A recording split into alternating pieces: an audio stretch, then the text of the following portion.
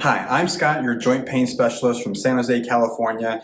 And with travel season coming, we're going to be doing a lot of moving around and stuff like that for the holidays. So today, our video is going to be about some mobility exercises, some stretches that you can do while traveling so you can keep your body loose and limbered up so you don't have that normal winter aches and pains that are associated with that.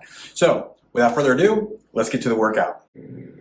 Okay, here we are looking at 5 simple mobility exercises, basically daily stretching exercises to help maintain limberness and mobility while we're traveling around, driving long hours in the plane for long hours, things that you can do to keep your body loose and to prevent you from tightening up during this holiday season. You know, my office really blows up with people with hip and back issues during the holidays, and so I want to see if I can give you something that's going to help prevent that from happening so you don't have to come into my office as frequently. Now, if you find that these don't really help out your particular issue, again, this is just a general plan. That means you need something that's more specific. If you need something that's more specific, you can click in the link in the description and I can assess your body and give you not only mobility exercises, but also strengthening exercises to prevent you from tightening back up. You see, the reason why bodies tighten up is because certain muscles are really strong and other muscles are really weak. That's just the reason why muscles are overly tightened, is because something else isn't strong enough to do its job. So the only way that you can correct that is by strengthening the weak muscles. So through my HIPAA compliant app, I will assess and then prescribe a workout plan for you to follow. And this is done every month. So every month you'll get a prompting to get another assessment and a new set of exercises. Okay, that's how we keep it personalized. All right, enough of that. Enough of that. Let's actually get into this workout. Okay, so you have 5 different workouts. You can see right here over to my right, looking at this, probably your left, that you have 3 weekly exercises and 2 daily exercises, okay? Now, when you're doing this on the weekly, make sure you're doing it in this order. When you're doing it just on the daily, so you're off time from doing it, then just do in the same order also. All important information here, okay? All right, let's look at the first one. Seated figure 4 stretch. Okay, so this is the ideal position for this type of mobility. Try to help open up and stretch out that hip of yours, okay? Now, you don't have to be seated down on a chair. That's ideal situation. You can also be seated and laying back on the floor with your legs straight out. There's a lot of different variations, okay? But this is kind of generally ideal situation. But if you're too tight and bound up, and you can't get your leg across on top of your knee, that's okay. Modification that you can do from here is actually scooting your hips more forward, okay? So you see how she's almost all the way in the backrest of this chair? You can scoot your hip further forward, which will then drop your leg, and you can extend your leg out. You know, make sure you don't fall off the table and you scoot so far forward. And then you can try crossing your leg and bringing your knee or your foot up as close as you can towards your knee. Again, it doesn't have to actually be up on top of your knee. It can be more on your shin if that's where you feel the tension and the stretching going on in your hip. That's fine.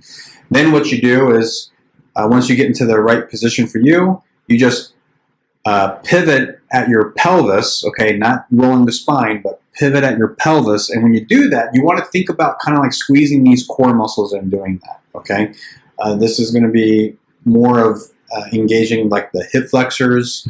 Your psoas actually attaches right to the spine and will pull it forward. Okay, but engage your core because it's a whole part of it, and then just leaning forward while maintaining that tension in your core. Okay, you don't want to relax into it with your core.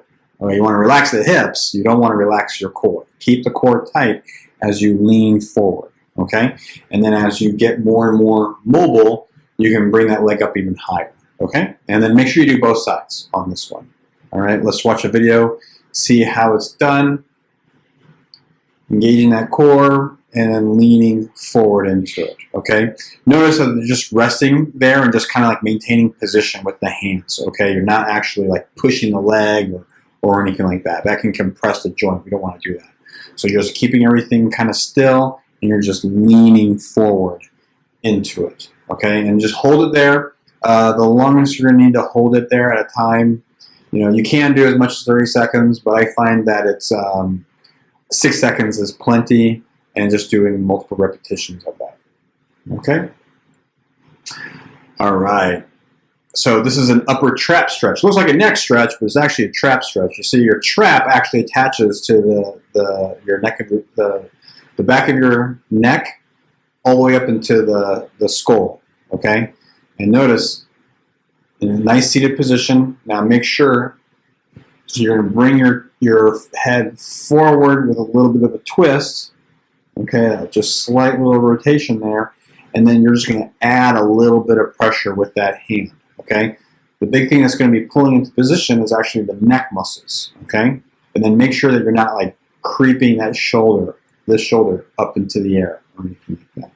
All right, it should be nice, gentle, comfortable, feeling some neck flexion movement and everything with some trap stretching right here. Let's see the video. Nice and easy, hands in position. Turn with a dip. Now, because she's looking to her left, she's pulling on that left trap there, okay? So that's what you want to think about. Think about kind of like you're going to rotate, come down, really thinking about flexing for her on this one, the right side of her neck in the front there, okay? Thinking about lengthening the back of that neck there where that trap is. That upper trap is what that's called. Okay. All right, seated heel raise. Okay, so this one, the default for people to do on this one is to actually push their toes down. Now, as you can see, that's kind of what's happening, but the title of this exercise, heel raise, that's the key, all right? The main muscles that we're looking at trying to lengthen are the front part of your shins, and the ones that need to get stronger are the back ones, okay, your calves, all right? A lot of times when we push down on our toes, we use those toe flexor muscles because they do cross the ankle joint and they help, but they're not really the primary thing. What the primary thing is these calf muscles, which they do cross the ankle joint, but they stop right here at this heel. They kind of all just attach right where that heel is. So if you're focusing on pushing down on your toes, well then if these are a problem for you, these calf muscles, which is common, then more than likely you're going to default and your body is just going to mostly use your toe muscles to kind of like create that movement. Okay, what we need you to do is focusing on feeling those calf muscles doing all the work. So the best way to do that is just thinking about where they attach, which is the heel, that's where they attach, and thinking about lifting those up as high as you possibly can, which will cause the same movement as you can see here. And then thinking about lengthening or pushing your heels down back to the floor, okay? Let's watch the video and see how it's all done. Heels up, nice and easy, holding it for a couple seconds, 6 at the most, in my opinion. You can do as long as 30, but I feel like that's a little bit, that can be an overkill. It isn't, but it can be. So at least a couple seconds, nice and simple. And then seated twist, okay? This one, you need to be careful with. This one is easy to overdo, okay? So you really want to make sure that you're using your own core strength to rotate into position, and then when you grab a hold of the chair to help assist you to get some more range, you're still keeping those core muscles engaged, all right? If you just turn, grab, and kind of like pull and rip, I mean, you can accidentally injure yourself. So be cautious, okay? Nice and easy. Use your core to get as far as you possibly can. Feel those core muscles all working. If you feel your hips, if you feel your thighs, if you feel your neck, then guess what? And that's what you're using to try to cause your body to rotate. Really focus on just engaging your trunk muscles, your abdominal muscles, okay? Flex those core muscles as best you can, and then keep them flexing as you rotate as far as you can go. Then once you hit that end range, keep them tight and kind of add a little bit more rotation, okay? Let's check out the video. So twisting as far as you can with your own core strength, and then just add a little bit more pressure. Okay, nice and gentle. You want to think about your arms acting more as like a turbo booster as opposed to the entire horsepower of the engine. Okay, so it's just this little extra boost that gives you a little bit more range. Really engaging that core. Make sure that core is staying tight. Okay, and then that will help increase that range of motion. All right, so that's it. 5 exercises, real simple. This should only take 10-ish minutes, you know, if you're doing this at the most, and that would include setup time and everything. All right, so let's look at this. So with this one, 3 sets of 10 repetitions. I would say holding it for no more than like 6 seconds would be my recommendation. 30 seconds rest in between the set, not the rep. Okay, when it comes to the rep, a couple seconds is suffice. Okay, you just want to get rid of that tension that you're feeling. All right, number 2, this is a daily one, so you only need to do it 1 time, only need to do it like 3 times. The maximum amount of time you're going to want to do this is 30 seconds. Again, I find the most benefit is about 6 seconds, so if you're doing it for just 6 seconds, then instead of doing like 3 repetitions, you might want to do about 12 or 15. That way you're still equal the same amount of time that you're actually doing the lengthening and everything. Here's another weekly exercise, 3 sets of 10. Again, hold this one for only a couple seconds, 5, 6 at the most. The 30 seconds rest is between the sets, not the repetitions. When it comes to the repetitions, just however long it takes for you to let go of tension in the calves. Okay, that's whether it's like a 1-2 count at the bottom, a half a count. The important thing is just kind of like you let go of that muscle tension in your calves. Okay, in between repetitions. Okay. I missed one. My fault. Seated toe raise. We didn't go the opposite direction. That was important that we didn't do that. Sorry about that. Okay, so this one is going to be the same kind of thing. We're focusing on lifting the toes up. All right. The muscles that are associated with this, most of them are connected to the toes. Your big one that's going to be a power generator is this front shin muscle, but it attaches actually right underneath that arch right there. It kind of comes in and loops and attaches around that the big toes bone right there, and it pulls it up that direction. Okay, but a lot of the other muscles that are associated with flexing the ankle up that direction are all these toe muscles that come and cross over. Okay, so lifting the toes up is appropriate. You can think of, if it feels like you're compressing your feet or anything like that, you can think about trying to push your heel away. It'll do the same thing, but just make sure your toes are coming up also. If you're just using that big power generating muscle in the front there, it'll have a tendency to pull and your toes will drop down if you're just using that, or if you're mostly using that. But I do want your toes to be lifted on this one. Okay. Let's check out the video. Man, I can't believe I missed this one. Pretty simple. Lifting up, holding it for a couple seconds, 2 counts, minimal, up to 6 is the most that you want to do. Okay, let's look at this again. Yeah, so 3 sets of 10 repetitions. Same thing as the seated heel raise, thinking about kind of like relaxing the muscles. That's all that matters in between the repetitions.